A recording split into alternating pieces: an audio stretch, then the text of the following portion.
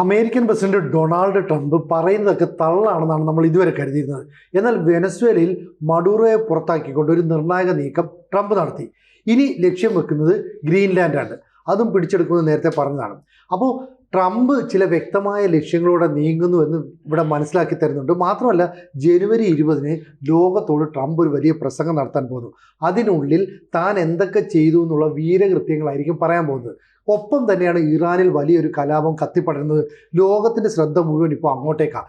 ഇതിന് പിന്നിലും അമേരിക്കയുടെ ഇടപെടലാണെന്നുള്ളത് ഏതാണ്ട് വ്യക്തമാണ്. അപ്പം നിലവിലുള്ള സർക്കാരിനെ അട്ടിമറിക്കാനായിട്ട് ട്രംപ് നടത്തുന്ന ആസൂത്രിതമായൊരു നീക്കം. അപ്പം അധികാരം ഏറ്റെടുത്ത് 1-ാം വാർഷികത്തിൽ ട്രംപ് പറയാൻ പോകുന്ന തൻ്റെ വീരസാഹസിക കഥകളിൽ ഇത് ഉൾപ്പെടുത്താനാണോ നീക്കം?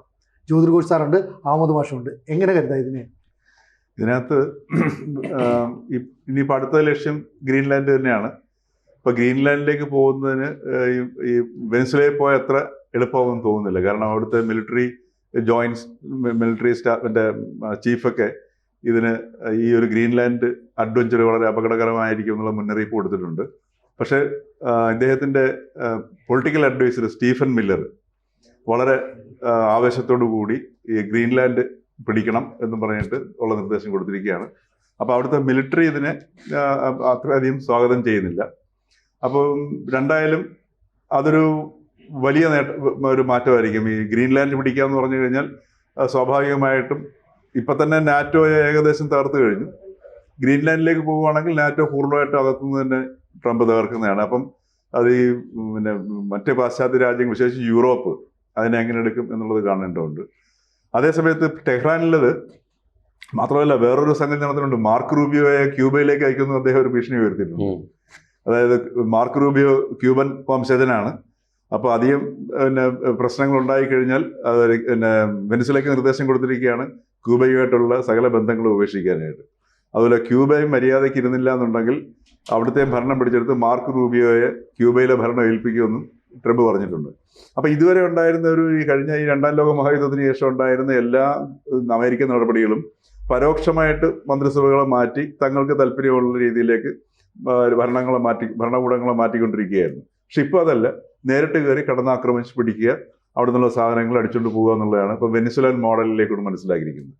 അത് തന്നെയാണ് ഇനിയിപ്പോൾ ഇവിടെ ഈ ഗ്രീൻലാൻഡ് നടക്കാൻ പോകുന്നത്. ഗ്രീൻലാൻഡ് മിക്കവാറും ട്രംപ് ആ ഒരു സാഹസത്തിന് മുതിരും എന്ന് തന്നെയാണ് കണക്കാക്കേണ്ടത്. കാരണം റഷ്യയുടെ ഭീഷണിയെ ഉയർത്തിക്കാട്ടിക്കൊണ്ട് അമേരിക്കയുടെ സുരക്ഷയെ മുൻനിർത്തിയാണ് പുള്ളി അതിനെ പിടിക്കാൻ പോകുന്നത്. ഇപ്പം ഇറാനിലെ സംഭവം എന്ന് പറഞ്ഞാൽ അത് പല ഡയമെൻഷൻസ് ഉണ്ട്.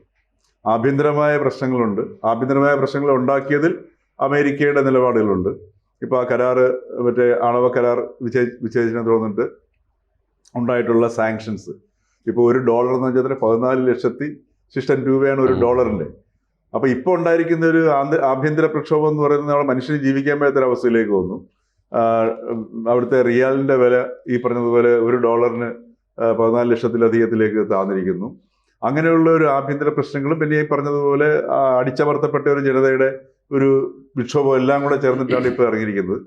ഇപ്പോഴത്തെ ഒരു പ്രക്ഷോഭത്തെ അവിടെ പലരും കണക്കാക്കുന്നത്, ശരിയായിട്ടുള്ള വിവരങ്ങൾ പുറത്തേക്ക് വരുന്നില്ല.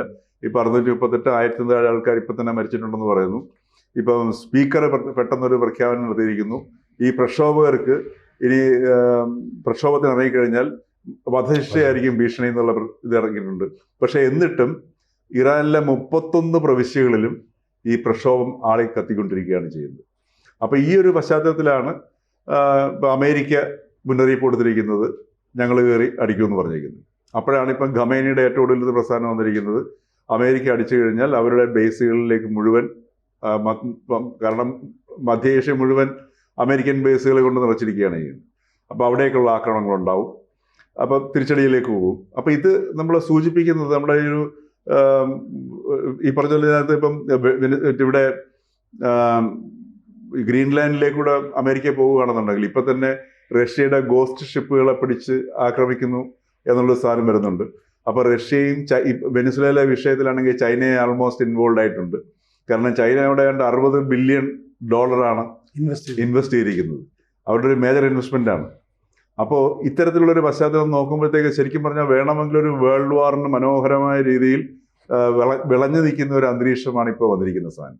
അപ്പോൾ അത് ഏത് രീതിയിൽ പോകും എന്നുള്ളത് നമുക്ക് ഈ പറഞ്ഞതുപോലെ ഇറാനിലേക്കുള്ള അമേരിക്കയുടെ പോക്കുണ്ടായി കഴിഞ്ഞാൽ ചിലപ്പോൾ ഒരു പക്ഷേങ്കിൽ അത് അവിടെ ആ പ്രാദേശികമായ ഒരു യുദ്ധത്തിലേക്ക് കടന്നിരിക്കാം. പക്ഷേ അതും ഈ പറഞ്ഞതുപോലെ ഈ ഗ്രീൻലാൻഡിൻ്റെയും വെനിസുലയുടെയും പശ്ചാത്തലത്തിൽ, കാര്യം വെനിസുലയിലും ഇപ്പോൾ ചൈന ഇൻവോൾവ് ആണ്, ഇപ്പോൾ ഇറാനിലേക്ക് വന്നാലും ചൈന ഇൻവോൾവ് ആവും പരോക്ഷമായിട്ട്.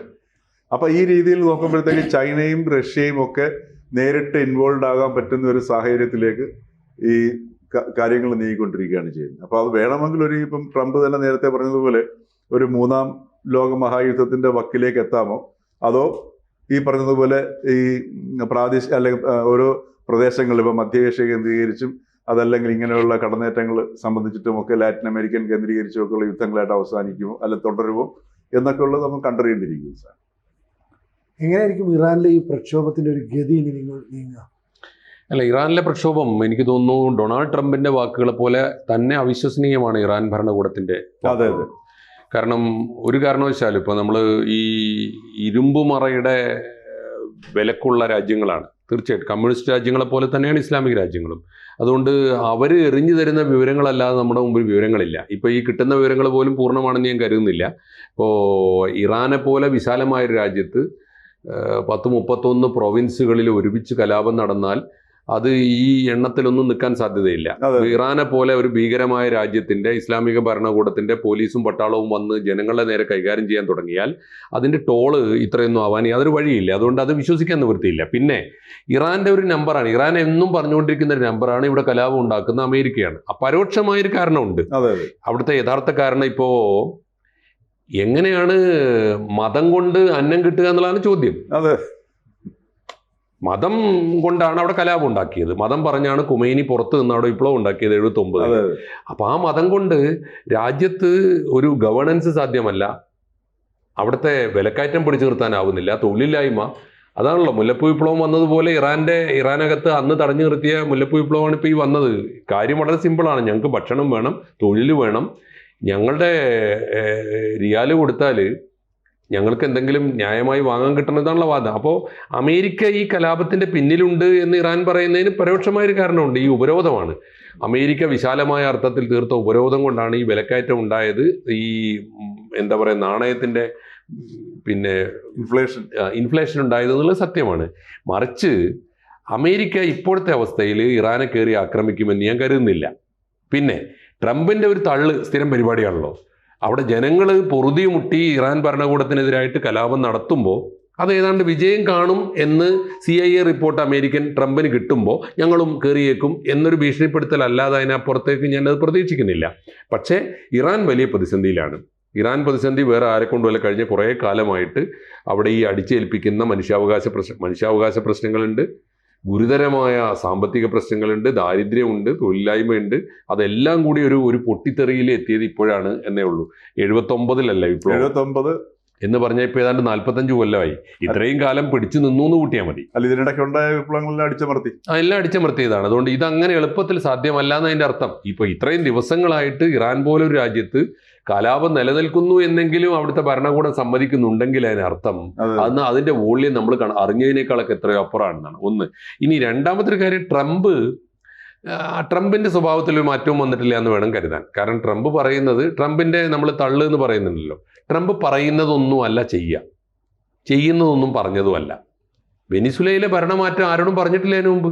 ഒറ്റ രാത്രി കൊണ്ട് നടന്ന സംഗതിയാണ്. ആ ഭരണകൂടത്തെ പിടിച്ചു കൊണ്ടുപോയിട്ട് വിമാനം കയറ്റി അപ്പുറത്ത് അമേരിക്കയിലേക്ക് കൊണ്ടുപോവാണ്. അപ്പോൾ അത് പറയാതെ ചെയ്തൊരു നടപടിയാണ്.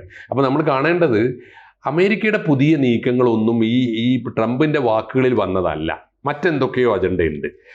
അതിൻ്റെ ഒരു പ്രധാനപ്പെട്ട കാരണം ഞാൻ മനസ്സിലാക്കുന്നത്, ജിയോ പൊളിറ്റിക്സ് നമ്മളിങ്ങനെ ഫോളോ ചെയ്യുമ്പോൾ അമേരിക്കയുടെ കയ്യിലുണ്ടായിരുന്ന സാമ്രാജ്യം സമ്പൂർണ്ണമായി നഷ്ടപ്പെട്ടിട്ടുണ്ട്.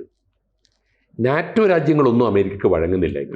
ഇപ്പോൾ നാറ്റോയോട് ഏറ്റവും ഒടുവിൽ അമേരിക്ക പറഞ്ഞത്, നാറ്റോയിൽ 32 രാജ്യങ്ങളുണ്ട്, യൂറോപ്യൻ യൂണിയനിൽ 27 രാജ്യങ്ങളുണ്ട്. യൂറോപ്യൻ യൂണിയൻ അമേരിക്കക്കല്ല വഴങ്ങുന്നതെന്ന് മാത്രമല്ല, യൂറോപ്യൻ യൂണിയനകത്ത് അമേരിക്ക വെച്ചിരിക്കുന്ന അജണ്ടകളിലൊന്നും പാലിക്കുന്നില്ല എന്ന് മാത്രമല്ല, ആ അജണ്ടയിൽ കടുത്ത അഭിപ്രായ വ്യത്യാസം ഉണ്ടാക്കാനും വിയോജിപ്പ് ഉണ്ടാക്കാനും റഷ്യക്ക് കഴിഞ്ഞിരിക്കുന്നു എന്നുള്ളത്. എന്ന് പറഞ്ഞാൽ റഷ്യക്കെതിരായി ഒരുമിച്ച് നിൽക്കാൻ അമേരിക്ക പറഞ്ഞിട്ട് പോലും യൂറോപ്യൻ യൂണിയനോ നാറ്റോ സഖ്യങ്ങളോ നിന്നില്ല. 2, അമേരിക്കയുടെ ഏറ്റവും പ്രധാനപ്പെട്ട വരുമാനം നാറ്റോ സഖ്യത്തിൻ്റെ GDPയുടെ 2%. അവരുടെ ഭരണഘടന അങ്ങനെയാണ്, അവിടെ ബൈലോ അങ്ങനെയാണ്. ഓരോ രാജ്യവും അധ്വാനിച്ചുണ്ടാക്കുന്ന സമ്പത്തിന്റെ 2% നിരുപാധികം അമേരിക്കക്ക് കൊടുക്കണം. കാരണം അവർ നിങ്ങളുടെ രാജാവാണ്, നിങ്ങളുടെ രക്ഷിതാവാണ്, അവർ രക്ഷിച്ചോളുന്ന കൊടുക്കാൻ തയ്യാറല്ല എന്ന് പല രാജ്യങ്ങളായിട്ട് പറഞ്ഞുകൊണ്ടിരിക്കുകയാണ്. പല രാജ്യങ്ങളും പറഞ്ഞുകൊണ്ട് മാത്രമല്ല, ഇപ്പൊ അമേരിക്ക പറഞ്ഞ് 2 ഉള്ളത് 5 ആക്കണം എന്നാണ് ഏറ്റവും ഒടുവിലത്തെ ഡിമാൻഡ്.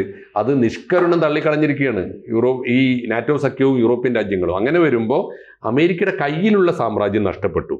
ഇനി അമേരിക്ക കണ്ണുവെക്കുന്നത് പുതിയ ലോകത്തേക്കാണ്. അല്ല, ഇതിനകത്തൊരു പ്രശ്നം കൂടെ ഉണ്ട്. കാരണം അമേരിക്ക ഇപ്പോൾ വെനസ്വേലയിൽ പിടിച്ചെടുക്കുന്നതിന്റെ പ്രധാന കാരണം എണ്ണയാണ് പ്രധാന ലക്ഷ്യം. ഇപ്പോൾ ധാരാളം എണ്ണ വരുമ്പോൾ ഇനി ഇന്ത്യ പോലും അമേരിക്കയിൽ നിന്ന് എണ്ണ വാങ്ങണം. ഇതാണ് ട്രംപിന്റെ ആവശ്യം. പക്ഷേ നമുക്ക് ഈ റഷ്യയിൽ നിന്ന് കുറഞ്ഞ വിലയ്ക്ക് എണ്ണ കിട്ടുന്നു. മാത്രമല്ല, നമ്മൾ റുപ്പിയിലാണ് എണ്ണ വാങ്ങുന്നത്. അപ്പോൾ അമേരിക്കയിൽ നിന്ന് നമ്മൾ എണ്ണ വാങ്ങാൻ ഇനി തയ്യാറാകുമോ? അങ്ങനെ തയ്യാറായില്ല, നിങ്ങൾക്ക് 500% കൂടെ ടാക്സ് തീരുവ വർദ്ധിപ്പിക്കുന്നു. അപ്പോൾ ഇന്ത്യയെ പേടിപ്പിച്ച് നിർത്തുന്നു. അങ്ങനെ പേടിപ്പിച്ച് സമ്മർദ്ദം ചെലുത്തി ഇന്ത്യ ഡോളറിൽ വ്യാപാരം നടത്താനായിട്ട് തുനിയണം. ഇല്ലെങ്കിൽ ഇന്ത്യ മാറിക്കഴിഞ്ഞാൽ ഇന്ത്യ ഉൾപ്പെടുന്ന ബ്രിക്സ് രാജ്യങ്ങളെല്ലാം തന്നെ ഈ ഡോളറിനെ ഇല്ലാതാക്കാനുള്ള പുതിയ നീക്കത്തിലേക്ക് കടക്കും. ഇത് അമേരിക്ക വല്ലാതെ ഭയപ്പെടുത്തുന്നു. അപ്പോൾ ഗ്രീൻലാൻഡിനെ ആക്രമിക്കുന്നു, വെനസ്വേലയെ ആക്രമിക്കുന്നു എന്നൊക്കെ പറഞ്ഞാൽ ഇത് മോദിക്കുള്ള ഒരു മുന്നറിയിപ്പായിട്ട് കൂടി നമുക്ക് കണക്കാക്കണ്ടേ? എനിക്ക് തോന്നുന്നു അത് ഒരു വശത്തുണ്ട്. പക്ഷെ അതേ സമയത്ത് തന്നെ ഇപ്പം മിഡ് ടേം പോൾ വരാൻ പോവാണ് അമേരിക്കയിൽ. എനിക്ക് തോന്നുന്നു ഈ വർഷം അവസാനമാണെന്ന് തോന്നുന്നു മിഡ് ടേം പോൾ വരാൻ പോകുന്നത്. ഈ മിഡ് ടേം പോളിൽ കോൺഗ്രസിൽ അവരുടെ ഭൂരിപക്ഷം നഷ്ടപ്പെടുന്നതാണ്ട് ഉറപ്പായി. അപ്പൊ അതിന്റെ വെപ്രാളവും ഉണ്ടാവും തീർച്ചയായിട്ടും. അതിന്റെ ഭാഗം കൂടിയാണ് ഇപ്പൊ ഈ വെനസ്വേല ഈ മറ്റേ ഗ്രീൻലാൻഡിലേക്ക് കിടക്കാൻ പോകുന്നത്. പിന്നെ രണ്ടാമത്തെ പ്രശ്നം എന്ന് വെച്ച് കഴിഞ്ഞാൽ ഇവർ നേരിടുന്ന ഏറ്റവും വലിയ പ്രശ്നം ഇപ്പൊ ഗ്രീൻലാൻഡിനെ അവർക്ക് വേണമെന്ന് പറയുന്നതിന്റെ കാരണം ഈ റെയറെർസ് ആണ്. റെയറെർസ് ഉണ്ട്, അവർക്ക് വേണം.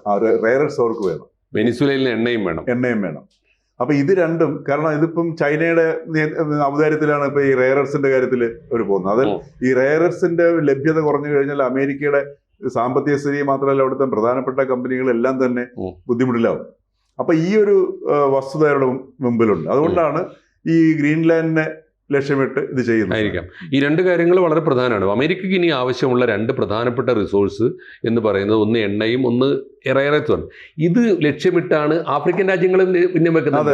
റെയറെർസ് എവിടെയുണ്ടോ അവിടെയൊക്കെ അമേരിക്ക കണ്ടുവെക്കുന്നുണ്ട്. അതിന്റെ കാരണം ഇതാണ്, അമേരിക്കയുടെ ഏറ്റവും പ്രധാനപ്പെട്ട വരുമാനം ഇനി അവരുടെ തന്നെ ഉൽപാദനമാണ്. അതിന് വേണ്ടത് 2 സാധനങ്ങളാണ്. ഒന്ന് എണ്ണയാണ്, ഒന്ന് റെയറെർസ് എന്ന് പറഞ്ഞാൽ നമുക്കറിയാലോ, പുതിയ ടെക്നോളജിയുമായിട്ട് ബന്ധപ്പെട്ട സൈബർ വേൾഡുമായിട്ട് ബന്ധപ്പെട്ട ഏറ്റവും പ്രധാനപ്പെട്ട അസംസ്കൃത വസ്തുവാണ്. അതാണ് ലക്ഷ്യം വെക്കുന്നത്. ഇനി ഇതിൽ ഒരു മറുചോദ്യം കൂടി ഉണ്ട്. എന്താണ് വെനിസുലയുടെ മേൽ ഇത്ര നഗ്നമായ ഒരു ആക്രമണം നടന്നിട്ട്? സോഷ്യലിസ്റ്റ് ചേരി, കമ്മ്യൂണിസ്റ്റ് ചേരി എന്നൊക്കെ വിളിച്ചില്ലെങ്കിൽ പോലും ആ ഗ്രൂപ്പിന്റെ ജനിതകമുള്ള രാജ്യമാണല്ലോ ചൈന. അതിൻ്റെ അർത്ഥം അതിൻ്റെ ജനിതക സ്വഭാവത്തിൽ വന്നൊരു മാറ്റമുണ്ട്. ഞങ്ങൾക്ക് ഇനി അങ്ങോട്ട് അലൈസ് വേണ്ട, ഞങ്ങൾക്ക് വേണ്ടത് ക്ലയൻസ് ആണ്. കച്ചവടമല്ലാതെ മറ്റൊരു മൂല്യവുമില്ലാത്ത വിധം ചൈന അതിഭീകരമായ മുതലാളിത്ത രാജ്യമായി മാറിപ്പോയിരിക്കുന്നു എന്നുകൂടിയാണ് അതിൻ്റെ അർത്ഥം. ഇനി ഒരു കാര്യം കൂടി ഇതിൻ്റെ കൂടെ സിനുജി പറഞ്ഞ കാര്യം ചേർത്ത് പറയണം. ഞാൻ ഇക്കാര്യത്തിലെന്നല്ല, ഇനി അങ്ങോട്ട് ജിയോ പൊളിറ്റിക്സിൽ ഇന്ത്യൻ നിലപാട് പോലും നമുക്ക് പ്രവചിക്കാൻ പറ്റില്ല. എന്താ കാരണം എന്നറിയോ? ഒരു പക്ഷേ ഗ്രീൻലാൻഡിൻ്റെ ഇഷ്യൂവിൽ അല്ലെങ്കിൽ വെനിസുലയുടെ ഇഷ്യൂവിൽ ഇപ്പോൾ കേരളത്തിൽ കുറച്ച് പ്രതിഷേധം നടക്കുന്നത് അത് ഈ മറ്റേ കമ്മ്യൂണിസ്റ്റ് രോഗാണു ഇവിടെ ഉള്ളത് കൊണ്ടാണെന്ന് പറയാം. എന്നാൽ ആൾ ഇന്ത്യ അടിസ്ഥാനത്തിൽ വെനിസുല പോലും നമുക്കൊരു ഇഷ്യൂ അല്ല. അമേരിക്കയോട് 2 കാര്യങ്ങൾ നമ്മൾ ചെയ്തിരിക്കുന്നു, അപ്രഖ്യാപിതമായി ചെയ്തിരിക്കുന്നു. എന്താണെന്നറിയോ? സോവിയറ്റ് യൂണിയന്റെ റഷ്യയുടെ എണ്ണ വാങ്ങാൻ പാടില്ല എന്ന അമേരിക്കയുടെ തിട്ടൂരത്തിന് വളരെ മനോഹരമായിട്ടാണ് നമ്മൾ വഴങ്ങിക്കൊടുത്തത്. കാരണം ഇന്ത്യ ഗവൺമെന്റ് ഒന്നും പറഞ്ഞില്ല. എന്നാൽ റഷ്യയിൽ നിന്ന് എണ്ണ ഇറക്കുന്നത് ആരാണ്? എണ്ണ ഇറക്കുന്നത് അംബാനിയാണ്. റിലയൻസിനോട് പറഞ്ഞു, റിലയൻസ് അമേരിക്കയോട് പറഞ്ഞു, ഡോളർ മുഖേനയല്ലാതെ ഇനി ട്രാൻസാക്ഷൻ സാധ്യമല്ല, ബിസിനസ് സാധ്യമല്ല എന്ന് പറഞ്ഞാൽ ഞങ്ങൾ റഷ്യൻ കമ്പനിയിൽ നിന്ന് എണ്ണ വാങ്ങുന്നില്ല എന്ന് റിലയൻസ് തീരുമാനിച്ചു. അതുകൊണ്ട് ഫലത്തിൽ ഇപ്പോൾ റഷ്യയിൽ നിന്ന് എണ്ണ വാങ്ങുന്നില്ല എന്ന് പറഞ്ഞാൽ അമേരിക്കൻ തിട്ടൂരത്തിന് നമ്മൾ വഴങ്ങിയിട്ടുണ്ട്. 2 അങ്ങനെയാണെങ്കിൽ മാത്രമല്ല, ഈ സമയത്താണ് അതിന് കാരണമുണ്ട്. നമ്മൾ അമേരിക്കയേക്കാൾ തൊട്ടടുത്തുള്ള ശത്രു, വലിയ ശത്രുവായി മാറിക്കഴിഞ്ഞിരിക്കുന്ന ചൈനയെ നമ്മൾ ഭയപ്പെടുന്നുണ്ട്. ചൈനയുടെ പല നീക്കങ്ങളും ചൊറിച്ചിലുകളും നമുക്ക് വലിയ സംശയം ഉണ്ടാക്കുന്നുണ്ട്. അവര് ബംഗ്ലാദേശിൽ കളിക്കുന്ന കളി, അവര് ഹിമാചൽ പ്രദേശിൽ കളിക്കുന്ന കളികളൊക്കെ, നമ്മൾ ലഡാക്കിൽ പോലും കളിക്കുന്ന കളികൾ നമ്മൾ കാണുന്നുണ്ട്. അതുകൊണ്ട് ആ സമയത്താണ് നമ്മൾ പോയിട്ട് 10 കൊല്ലത്തെ സൈനിക ഉടമ്പടി ഒപ്പിടുന്നത് അമേരിക്കയിട്ട്. അതുകൊണ്ട് വെനിസുല പ്രശ്നത്തിലോ ഇനിയിപ്പോ ഗ്രീൻലാൻഡ് ഇഷ്യൂവിലോ ആഫ്രിക്കൻ രാജ്യങ്ങളിൽ അമേരിക്ക നടത്തുന്ന കയ്യേറ്റത്തിലോ ഇറാനിൽ വന്നാൽ പോലും ഇന്ത്യ അമേരിക്കയെ അപലപിക്കുന്ന ഒരു നിലപാട് സ്വീകരിക്കും എന്നുപോലും നമ്മുടെ ഒരു പഴയ നൈതികത വെച്ച് നമ്മൾ പ്രതീക്ഷിക്കുന്നതിൽ അർത്ഥമില്ല. കാരണം ഈ സ്ട്രാറ്റജി ഡിപ്ലോമസി എന്നൊക്കെ പറയുന്നത് ടൈം ബൗണ്ടാണ്. കാലം പല നിലപാടുകളെയും മാറ്റി തീർക്കും. അതുകൊണ്ട് ചേരാ എന്ന് പറഞ്ഞു നിൽക്കാൻ നമുക്കൊരു ചേരിയില്ല. സോവിയറ്റ് യൂണിയന്റെ ഒരു ചേരി ഇല്ല. മൾട്ടി അലൈൻമെന്റ് ആ അർത്ഥത്തിൽ അവസരം പോലെ നമുക്ക് ഗുണകരമായ നിലപാടുകളൊക്കെ എടുത്തു എന്ന് വരും. അതുകൊണ്ട് ഇന്ത്യ ഗവൺമെന്റിന്റെ നിലപാട് ഇപ്പൊ കണ്ടില്ലേ, വെനിസുലയിൽ എന്താ നിലപാട് നമ്മൾ പറഞ്ഞിട്ടില്ല.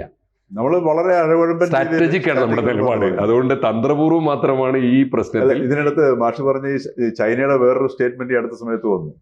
അതായത് വെനിസുലയിൽ ഏത് ഗവൺമെന്റ് വന്നു കഴിഞ്ഞാലും ഞങ്ങളുമായിട്ടുള്ള കരാറ് പാലിക്കണം. മനസ്സിലായത്? അമേരിക്കയാണ് അത്രേ ഉള്ളൂ. അമേരിക്കൻ പാവ ഭരിച്ചോട്ടെ, ഇനി ട്രംപ് തന്നെ നേരിട്ട് ഭരിച്ചോട്ടെ, അല്ലെങ്കിൽ ട്രംപിന്റെ സെക്രട്ടറി വന്ന് ഭരിച്ചോട്ടെ, ഞങ്ങളുമായിട്ടുള്ള വ്യാപാര കരാറ് പാലിക്കണമെന്ന് മാത്രമേ ഈ ചൈനക്കുള്ളൂ. ഇവനെയൊക്കെ ഇപ്പോഴും കമ്മ്യൂണിസ്റ്റ് രാജ്യം എന്ന് വിചാരിച്ച് നടക്കുന്ന ഈ അമ്മാവന്മാരെ കുറിച്ച് എന്ത് പറയാനാണ്, ആലോചിച്ചു. അതാണ് ജിയോ പൊളിറ്റിക്സിലെ പുതിയ സ്ഥിതി. അതുകൊണ്ട് നമ്മളിപ്പോ ചേരായാലുമല്ല, നമ്മളിപ്പോ മൾട്ടി അലൈൻമെന്റ് തന്നെയാണ്. ഫോർ ദ ടൈം ബീയിങ് നമ്മളിപ്പോ അമേരിക്കയോട് ശത്രുതയില്ലാത്തൊരു നിലപാടിലാണ് ഇന്ത്യ പോകുന്നത്. ഇന്ത്യ ഗവൺമെന്റ് മറിച്ച് പറയാത്ത കാലത്തോളം, നമുക്ക് ഇന്ത്യക്ക് ദോഷം വരാത്ത കാലത്തോളം ദേശീയ താല്പര്യമാണ് നമുക്ക് പ്രധാനം. അതുകൊണ്ട് അമേരിക്കയുടെ കളികളുമായിട്ട് മുന്നോട്ട് പോകട്ടെ, ചൈന അവരുടെ കച്ചവടമായിട്ട് മുന്നോട്ട് പോകട്ടെ. നമ്മളെ തൊട്ട് കളിക്കാത്ത കാലത്തോളം നമ്മൾ തൽക്കാലം കാണികളായി നോക്കി നിൽക്കാനേ സാധ്യതയുള്ളൂ. ഈ വൈകാരികമായ പ്രതികരണങ്ങളൊക്കെ കേരളത്തിൽ വല്ലപ്പോഴും കാണുന്നത് ഈ ഇടതുപക്ഷ ഗവൺമെന്റിന്റെ ഒരു വൈകാരിക ഇടപാട്, പതിവ് ആചാരം മാത്രമാണ്. ഒരു ആചാരവടിക്ക് അപ്പുറമുള്ള പ്രസക്തിയൊന്നും അതിനുണ്ട് എന്ന് കരുതേണ്ടതില്ല. കാരണം അത് ദേശീയ നയവുമല്ല. ABC-ക്ക് ഒരു ഹിന്ദി ചാനൽ കൂടിയുണ്ട്. കുറച്ച് നാളായി അതിൻ്റെ വാർത്തകൾ, ദേശവിശേഷങ്ങൾ ഇതൊക്കെ തന്നെ ചർച്ച ചെയ്യുന്നുണ്ട്. ഈ ചാനൽ കൂടി പ്രേക്ഷകർ സബ്സ്ക്രൈബ് ചെയ്യണമെന്ന് താല്പര്യപ്പെടുന്നു. കൂടുതൽ വാർത്തകളും വിശേഷങ്ങളും നിങ്ങളിലേക്ക് എത്താൻ ABC മലയാളം സബ്സ്ക്രൈബ് ചെയ്യുക, ബെൽ ബട്ടണും അമർത്തുക.